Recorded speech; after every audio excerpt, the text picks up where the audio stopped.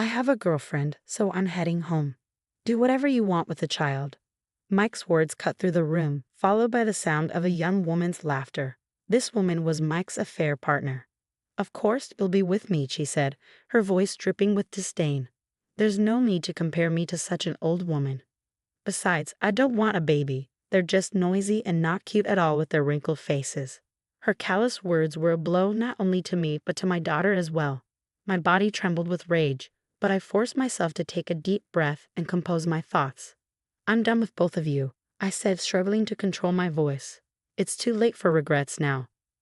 Gathering what little strength I had left in my not fully recovered postpartum body, I stood up and fixed Mike with a piercing glare.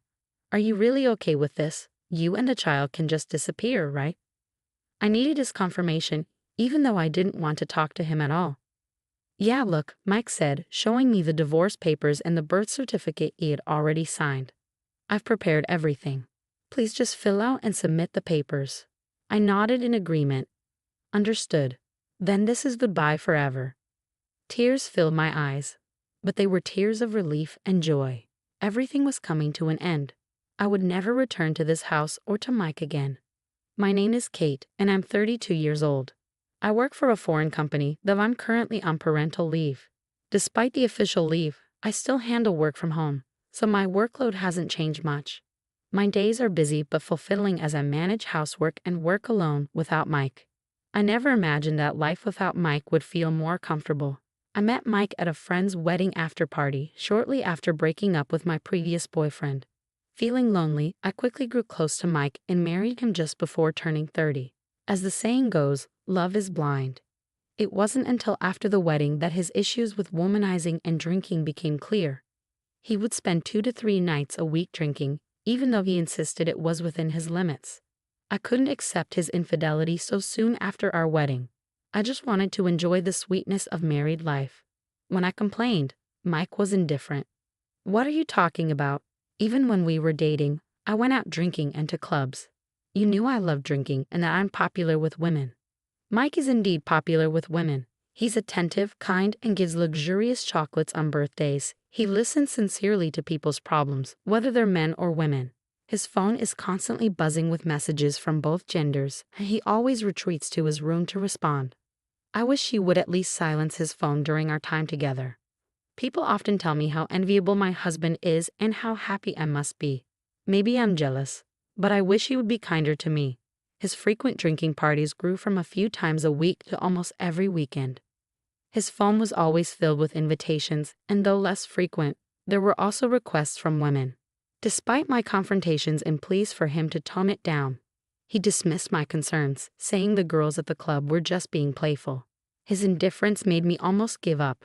Even though he was often away, he did help around the house and was kind to me when he was home. This kindness somewhat balanced out my dissatisfaction with his behavior. When I became pregnant, I was excited and wanted to spend more time together. I eagerly told Mike about the baby, but his reaction was less than enthusiastic. Are you sure it's mine? He asked, his response far from the joy I expected. I was taken aback by his lack of happiness and the doubt in his voice. Mike, are you happy? I didn't expect to get pregnant so soon either, but I'm excited about the baby. I tried to mask my unease when I told him no, I didn't mean that. Of course I'm happy. Mike's response seemed to be an attempt to cover up his earlier comment. He assumed I wouldn't go out or get involved with other men, a notion I found troubling. Despite my doubts, I chose to view his reassurances positively, believing he trusted me to be serious and avoiding further confrontation. In the days that followed, Mike seemed to come to terms with my pregnancy. He became more attentive to my needs and supported me more eagerly with household chores. His help was invaluable, especially as I struggled with morning sickness.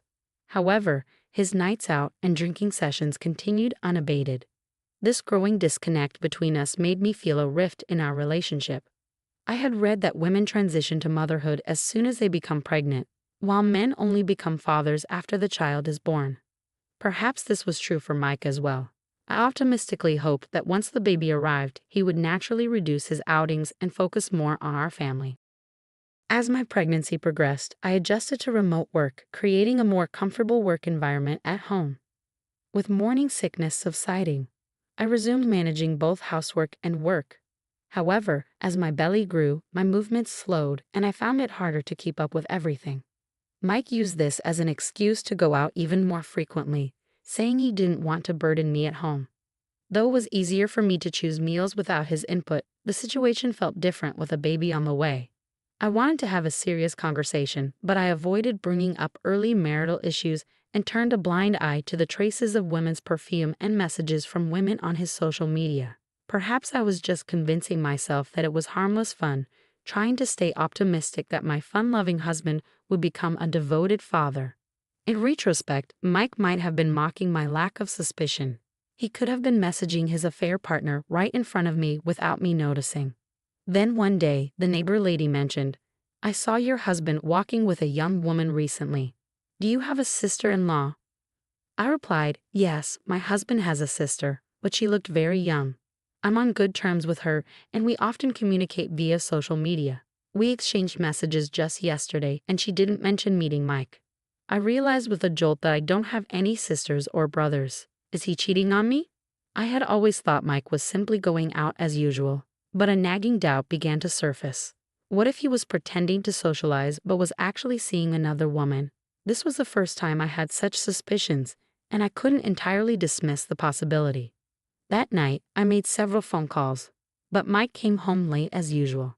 Suppressing my urge to question him, I said, "The baby could come any day now. I'd appreciate it if you could spend more time at home.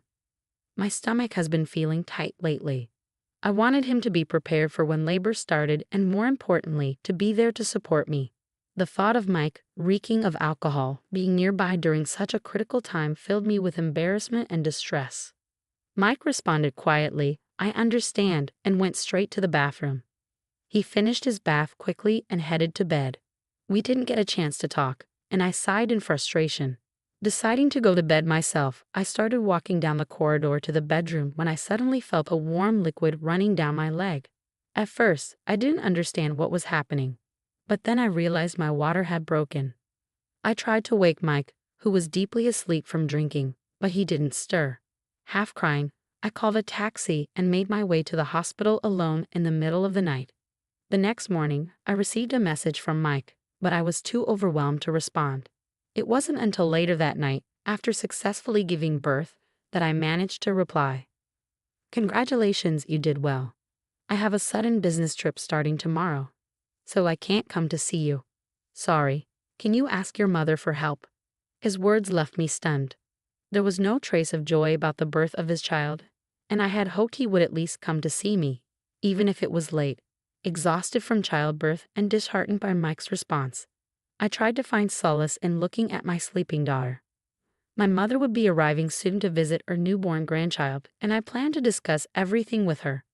4 days later, after my daughter Lily and I were discharged from the hospital, Mike's messages continued to be casual, likely due to his usual social activities. I asked my mother to pick us up and bring us home. As we arrived at the condominium, the concierge congratulated me on Lily's birth, and it was comforting to hear those words. But as I opened the door to our home, I was startled by the sound of a young woman's voice from inside. I nearly dropped Lily in my arms, and my mother looked just as shocked.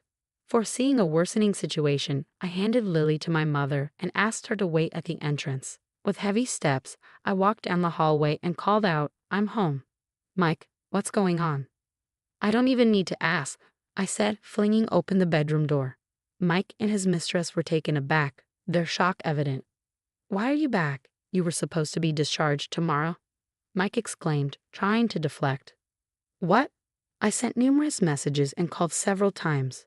"You turned off your phone and clearly enjoyed yourself," I retorted, the pain of seeing Mike with another woman hitting me hard. I had partly anticipated this scene after the neighbor's comment, but it was still gut-wrenching to witness. Feeling nauseous, I heard Mike speak coldly. "I have a girlfriend, so I'm heading home. Do whatever you want with the child." The young woman's laughter rang out. "Mike, you'll be with me, right?" she said with a dismissive tone. "Of course. There's no need to compare me to such an old woman. Besides, I don't want a baby. They're just noisy and not cute with their wrinkled faces." Her cruel words stung deeply, attacking both me and my baby, Lily. My body trembled with anger. but I took a deep breath to steady myself. I'm done with both of you. It's too late for regrets now. Summoning all the strength I could muster from my still recovering postpartum body, I glared at Mike. Are you really okay with this? It's fine for me and the child to disappear, right? I asked, needing him to confirm his intentions one last time. Yeah, look, Mike said. I've prepared the divorce papers and the birth certification. I've already signed them. So Kate, please fill them out and submit them. I nodded, responding, understood. Then this is goodbye forever. Tears welled up in my eyes, but they were tears of relief. Everything was finally ending. I would never return to this house or to Mike again. After that, Lily and I temporarily moved in with my mother. She reassured me, saying, consider it a homecoming after the birth. Don't worry about it, allowing me to rely on her comfortably. Financially, I had no concerns. I was receiving a steady paycheck from my company and was in a position to take a proper maternity leave. According to my mother, my father would soon come to visit Lily. My parents typically live in France and only stay in this house when they have business in Japan. Gradually, I was getting used to taking care of Lily and began to physically recover. It was time to proceed with the divorce proceedings. In truth, I had already been preparing for this, moving my belongings out gradually before giving birth. So there wasn't much left to do. I had consulted with a lawyer several times to ensure my position was secure, and I was timing my contact with Mike. When he finally called, his confusion was palpable. What's this? I was told to leave the house, he said. Of course, I responded calmly. That house is property of the company I work for. If I'm not living there, it's only natural for you to leave. I work for a foreign real estate company, Mike said. I didn't know it was your company's property. We looked at several apartments with a real estate agent, but he must not have realized it was connected to your company. I'm sorry I didn't make it clear, I explained. The property is owned by our company, so it was cheaper for me to rent. Normally, the rent for that place would be over $1,300 a month. I heard a surprised gasp from Mike's end. $1,300. That's a lie, he almost screeched. It's no lie, I said. As an employee, I only paid $1,100 a month, including utilities, which was automatically deducted from my paycheck. But now that has stopped. What are you talking about? Came a voice that clearly belonged to his mistress. It seemed she had assumed Mike was covering all the rent and expenses. She must have been shocked to learn that their current lifestyle was dependent on me. Wait a minute, Mike said. If I had to pay that much in rent, my salary won't be enough. That's right, I replied. I forgot to mention that I'm also storing the belongings you left behind. You owe $3,300 for storage. If you don't retrieve them soon, additional charges will apply, and you'll have to keep paying until everything is moved out. I wondered if Mike had always been so petty. I felt a pang of disheartenment. I had only packed clothes and essentials for Lily and me, but I couldn't move all the larger items and furniture. All right, I'll be there soon, I said, and hung up. After explaining the situation to my mother, we decided to head to my previous residence. Though it was inconvenient, my mother and Lily came with me. After contacting the lawyer and coordinating with several parties, we set off from my mother's house. It took us several minutes to reach the old house. I pressed the intercom, and an irritated Mike answered, already? Come in quickly. When my mother and I entered, the state of the house was appalling. Though I wasn't the best at tidying up, I had cleaned thoroughly in preparation for the baby. In just 1 month, it had deteriorated into a complete mess. Empty beer cans, plastic bottles, takeout containers, and various bags overflowed from the trash can. Despite having a dishwasher, dirty dishes were piled up in the sink. I'm not great at cleaning, but I did my best, I said coldly. Mike's suggestion that I should return was ridiculous. I'm not the one who left. You were told to leave. The lawyer and movers arrived shortly after. Thank you for coming, I said. Movers, please remove most of the appliances. Most of the electronics in this house were purchased by me. Mike only had old items from his student days, which I gradually replaced. Mike panicked as he watched the appliances being removed. What the hell? How am I supposed to live now? The mistress emerged from the back room, yawning and glancing around as if she had just woken up. Actually, most of the things in this house were bought by me, I told her. Mike only covered living expenses. The appliances and other costs were all from my own pocket. In other words, they belong to me. You two will need to buy your own from now on. I smiled at the mistress. The lawyer will explain everything in detail, but I will be claiming alimony from both Mike and you. If I secure custody of our child, there will be no division of assets. I'll leave the balance of our joint account to Mike. Mike and his mistress exchanged a hopeful glance, but their smiles faded as the lawyer began speaking. I will be claiming $200,000 from Mike and $67,000 from Jane, the lawyer said. This is in addition to the child support claim. The usage fees for the appliances Kate mentioned will be offset against these claims. Their faces went pale as they listened. I added, also, you're behind on rent and utilities, right? Expect an eviction notice soon. Water, electricity, and gas might be cut off too. And of course, you'll need to cover your own moving expenses. The sudden realization of paying alimony and approximately $3,000 in rent and utilities visibly shocked them. They began arguing about who would cover the costs. Shortly after I began suspecting my husband's affair, I hired a detective agency to investigate his actions. It was an incredibly difficult time, especially being pregnant. The shock hit me hard, and I even thought it might have caused my water to break. I didn't have the time or energy to investigate myself, but I couldn't remain passive. During my hospital stay after giving birth, I called the concierge of our apartment building to inquire about Mike. They reluctantly confirmed seeing him return home with another woman several times. Next, I requested my company to review the security camera footage, which clearly showed Mike and the woman entering the elevator together. Additionally, the detective agency had obtained photos of them entering a hotel. Their escape routes were sealed. I was simply waiting for the right moment to confront Mike. When I returned with Lily and saw them blatantly together, I knew it was time to take decisive action. My belongings were being moved out one by one, while Mike and his mistress argued loudly. Lily, my mother, and I sat on the sofa, which was scheduled to be moved out last. Suddenly, the door burst open and a large figure collided with Mike, sending him sprawling across the room. Shocked, we watched as the large man threw Mike across the room again. "What's going on?" Mike shouted as he struggled to get up, only to be met with a loud reprimand from the large man. It was my father, followed by my brother. Both were tall and robust, resembling bears. My biological father had died in an accident shortly after I was born. My mother, who had been involved in the family real estate business, met my current father, a French man, during a business trip to France. They married when I was in middle school. My father, a former football player, is a large and passionate man. Though it took me a while to warm up to him as a child, it was clear he deeply loved my mother, so I wholeheartedly supported their marriage.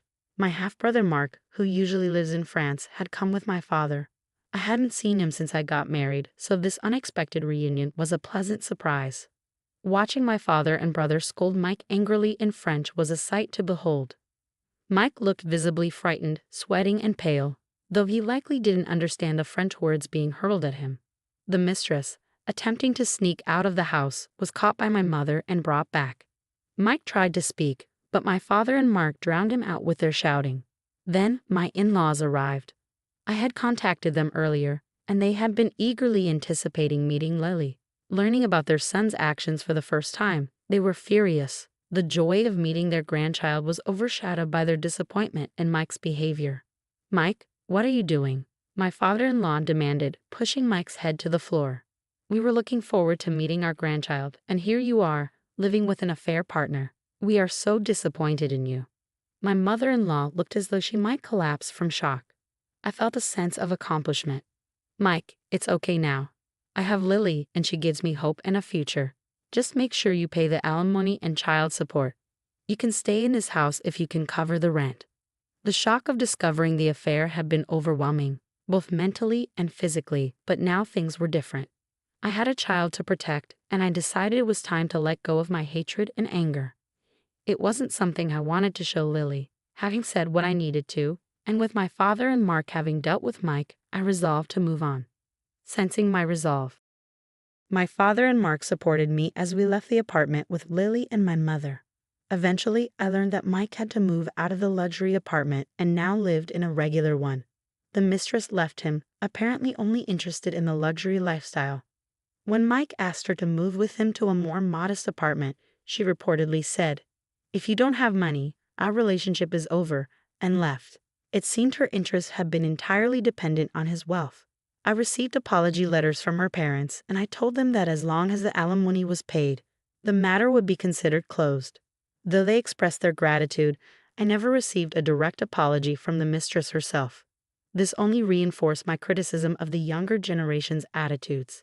Mike's behavior at work changed drastically. Once popular and always surrounded by colleagues, he now found himself isolated, with no one approaching him for advice.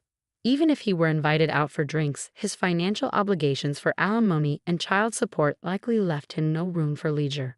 Having lived freely and carelessly before, he now had to work diligently to meet his responsibilities.